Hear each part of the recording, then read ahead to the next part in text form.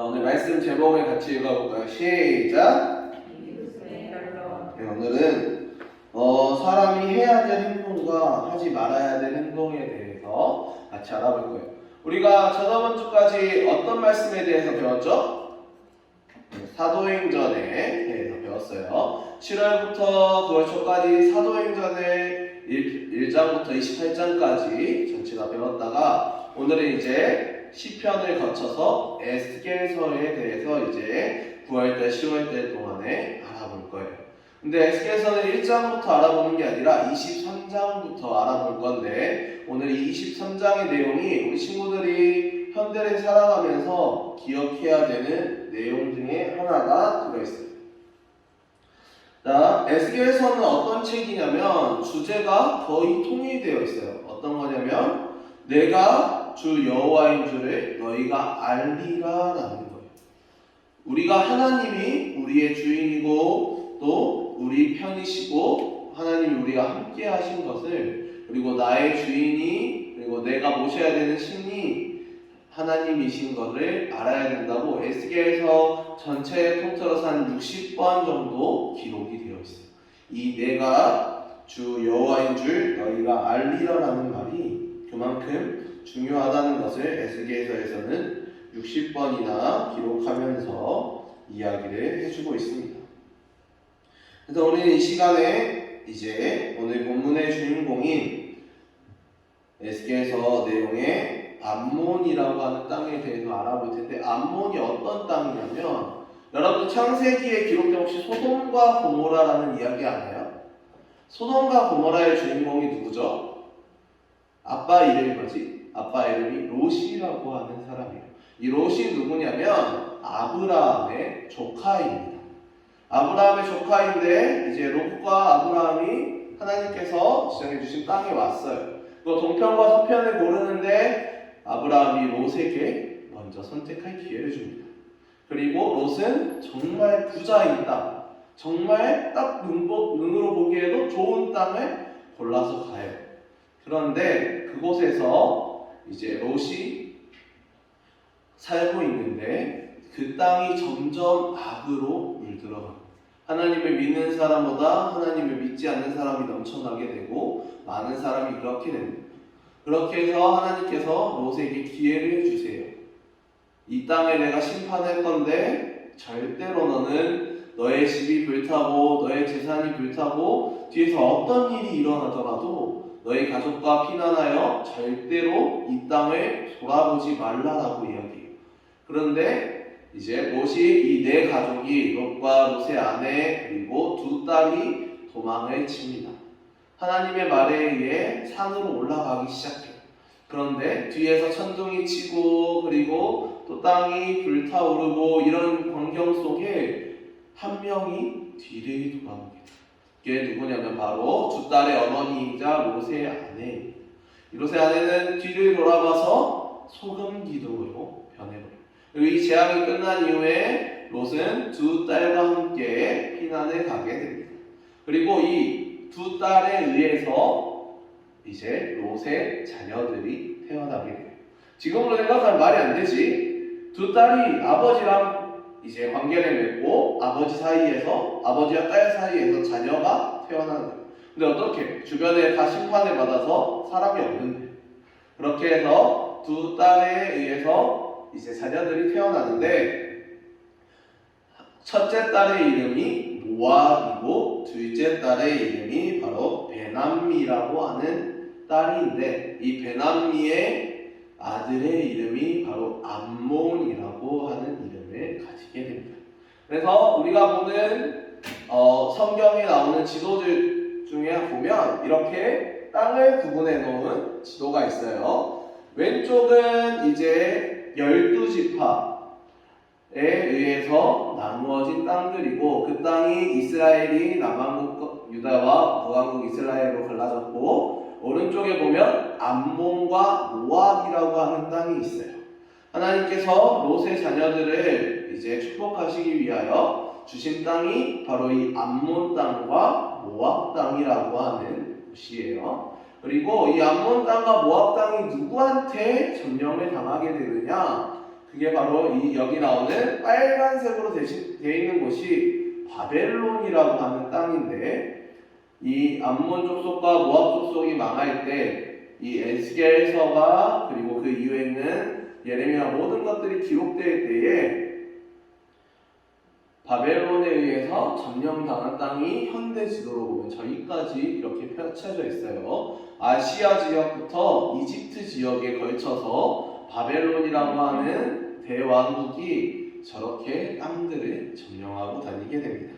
근데 왜 이 암몬 족속과 모압 족속은 하나님께서 땅까지 부여할 정도로 축복을 주셨었는데 왜 망하게 됐느냐? 오늘 그 원인이 한 가지 나오게 됩니다.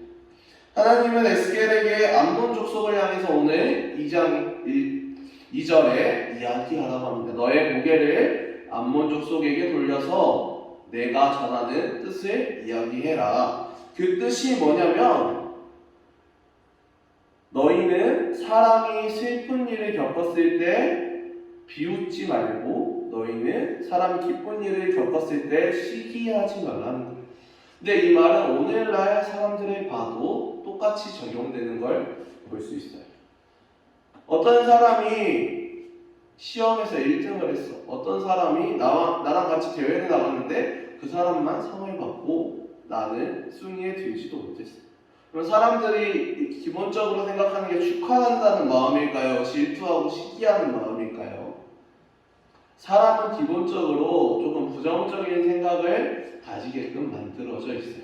그렇기 때문에 나보다 더 잘난 사람을 보면 좋겠다라는 축하의 마음보다 정말 시기하고 질투하고 정말 안 좋은 생각들이 많이 떠오르는 걸 볼 수도 있어요.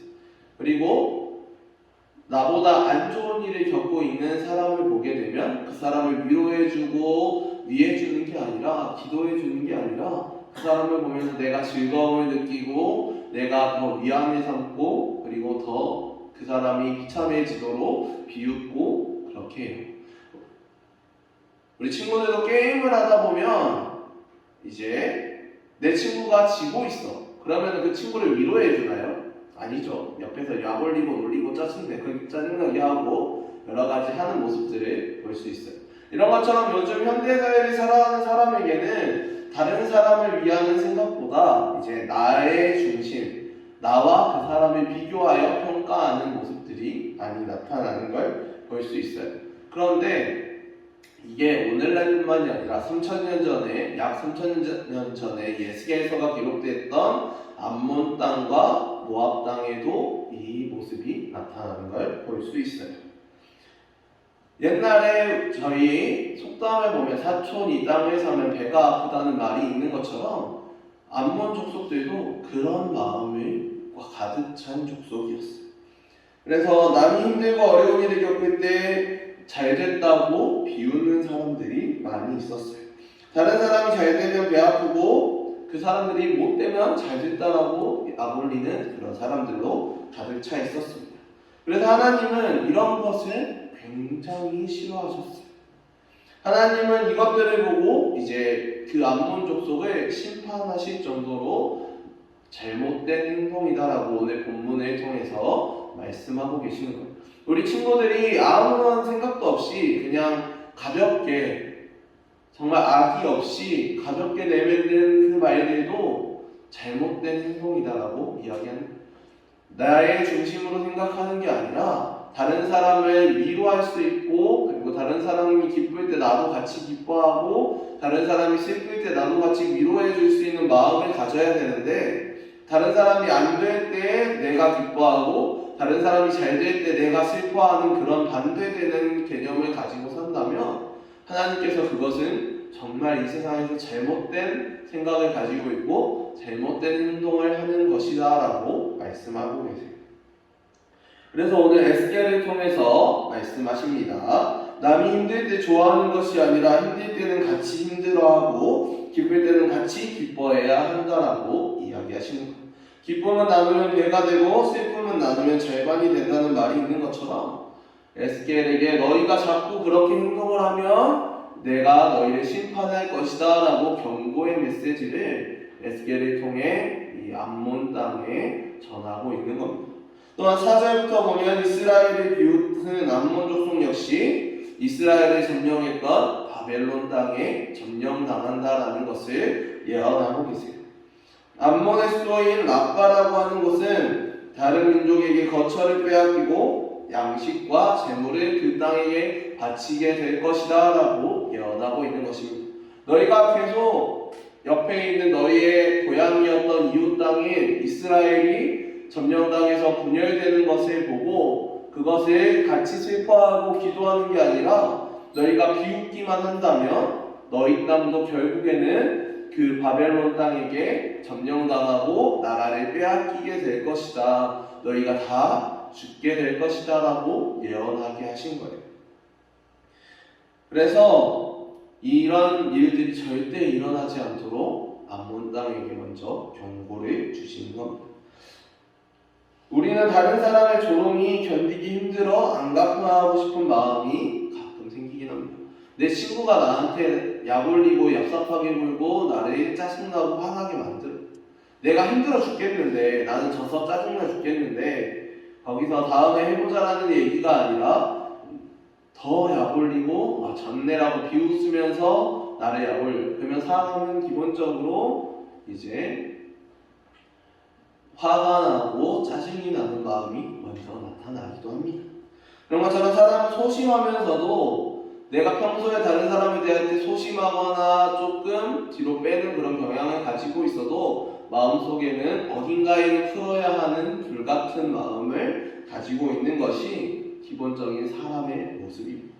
자신은 아니라고 하지만 하는 행동이나 말투와 그리고 성격을 보다 보면 분명 어딘가에는 그 화를 푸는 일이 있고 어딘가에는 화를 내는, 짜증을 내고 불평을 하는 그런 모습이 있는 것이 바로 사람의 모습입니다. 그러나 나의 억울함을 아시는 하나님이 비방과 조롱하는 상대에게 반드시 그 비방과 조롱을 돌려주신다라고 이야기하고 있습니다. 그리고 그 말을 믿는다면 그 어떤 말에도 내가 그 말 한마디 때문에 기쁘고 그 말 한마디 때문에 슬프고 화나고 짜증나고 하는 일이 점점 줄어들 것이다 라고 말씀하고 계십니다.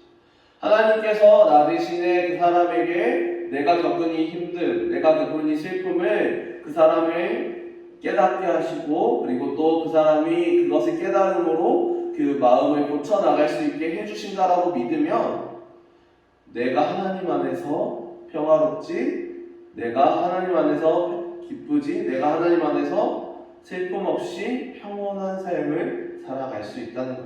내가 하나님을 온전히 하나님께서 그렇게 해주실 것이라고 믿지 않으면 내가 먼저 그 사람에게 짜증내고 화내고 그렇게 하다 보면 결국에는 싸움이 일어날 수밖에 없다는 것입니다. 내가 하나님을 온전히 믿는다면 나를 욕하고 나를 화나게 하고 나를 시기하고 또 내가 시기하게 했던 저 모든 사람들을 하나님께서 구해주실 것이고 또 고쳐주실 것이고 나를 평온하게 내 길을 지켜주실 것이다 라고 확신을 가져야 한다는 것. 그리고 내가 만물의 주인이신 하나님이 내 편이라고 온전히 믿게 되면 짜증내고 화나고 또 시기하고 질투하고 그리고 나를 시기하는 사람을 보더라도 나를 짜증나게 하는 사람을 보더라도 짜증이 먼저 나오기보다는 이제 평온한 마음이 그리고 냉정하게 생각할 수 있는 그 마음이 먼저 생기게 된다는 것입니다. 그래서 우리가 하나님을 온전히 내 편으로 믿게 되면 하나님 안에서 온전히 모든 일에 기뻐할 수 있고 모든 일에 슬퍼할 수 있고 그리고 또 모든 일에 하나님의 뜻대로 움직일 수 있는 거예요. 다른 사람이 슬플 때 옆에 가서 위로해 줄 수 있는 마음이 있고 다른 사람이 기쁠 때 같이 가서 축하해 줄 수 있는 마음이 있는 거예요. 나로 인해서 그 사람이 나보다 더 높은 곳에 올라가고 나로 인해서 그 사람이 내가 하지 못했던 일을 했어도 내가 그 사람을 축하해 줄 때 나도 언젠가는 하나님의 뜻에 의해 하나님께 더 높은 그런 선물을, 더 좋은 선물을 받을 수 있다는 것입니다. 내가 현대를 살아가면서 2021년 현재를 살아가며 남이 기쁠 때 짜증내고 남이 슬플 때 비웃은 그런 모습들이 있다면 이제는 우리가 이 암몬 족속의 모습을 토대로 우리가 하나님 안에서 남이 기쁠 때 같이 기뻐해주고 정말 진심으로 축하해 줄 수 있는 마음, 그리고 남이 슬플 때 정말 진심으로 위로해주고 기도해 줄 수 있는 그런 마음을 가진 사람이 되어야 된다. 성공한 사람들을 보면 기본 자질 중 하나가 남을 먼저 생각하는 마음이, 나보다 다른 사람을 먼저 생각할 수 있어요. 아무리 우리가 2021년 개인주의 사회에 산다고 해도 나를 위하는 것, 나를 사랑하는 것 굉장히 중요해요. 그런데 우리 안에 다른 사람을 아예 배척하고 밀어내서는 안 되는 거예요. 사람 없이는 살아갈 수 없는 게 이 세상이에요. 그리고 그 안에 기본적으로 하나님 없이는 살아갈 수 없는 게 이 세상입니다. 여러분들이 일을 하는데 다른 사람이 아예 1도 관여할 수 없는 일이 있다? 그렇지 않아요. 다른 사람들과 어쨌든 겪을 수밖에 없고 다른 사람들을 어쨌든 만날 수밖에 없어요. 여러분들 학교를 다니던 학원에 다니던 그리고 나이가 들어 시간이 지나 대학생이 되고 그리고 직장에 가고 내가 개인 프리랜서 사업을 하더라도 집에서 재택근무를 하는 프리랜서 일을 하더라도 어쨌든 다른 사람과 계약을 해야 되고 다른 사람에게 그런 일들을 제공해야 돼요. 사람이 사람과 상대하지 않고 세상을 살아갈 수는 없어요. 여러분들이 요즘 뜨고 있는 유튜버를 하더라도 여러분들이 유튜브 방송을 할 때 봐주는 시청자가 없으면 아무것도 할 수 없고 여러분들이 직장에 들어가서 개인 식당, 개인 사업을 하더라도 와주는 손님이 없으면 장사가 될 수 없는 거예요. 이처럼 여러분들은 평생을 살아가면서 사람과 사람의 관계를 겪게 되는데 그 안에서 암몬 족속 같은 마음을 가지고 있으면 절대로 그 안에 성공할 수 없고 그 안에 하나님의 뜻을 이룰 수 없어요. 여러분들이 온전히 이 세상을 살아가면서 하나님께서 주시는 마음, 하나님이 언제나 내가 정말 절망의 끝에 있고 그리고 또 반대로 기쁨의 끝에 있다고 할 때 내가 정말 성공하고 잘 되고 그리고 내가 할 수 있는 것이 없이 무력감을 느낄 때 이 모든 상황 속에서 여러분들 안에 하나님을 품고 있으면 기쁨이 넘치고 그리고 이 슬픔이 언젠가는 하나님 안에서 기쁨으로 좋은 일로 바뀔 것이라는 것을 믿으며 살아가야 해요. 여기 선생님들 중에서 인생을 살아가면서 힘든 일 안 겪은 사람이 어디 있겠어요? 그런데 지금도 선생님들은 웃으면서 잘 살아가고 있잖아요.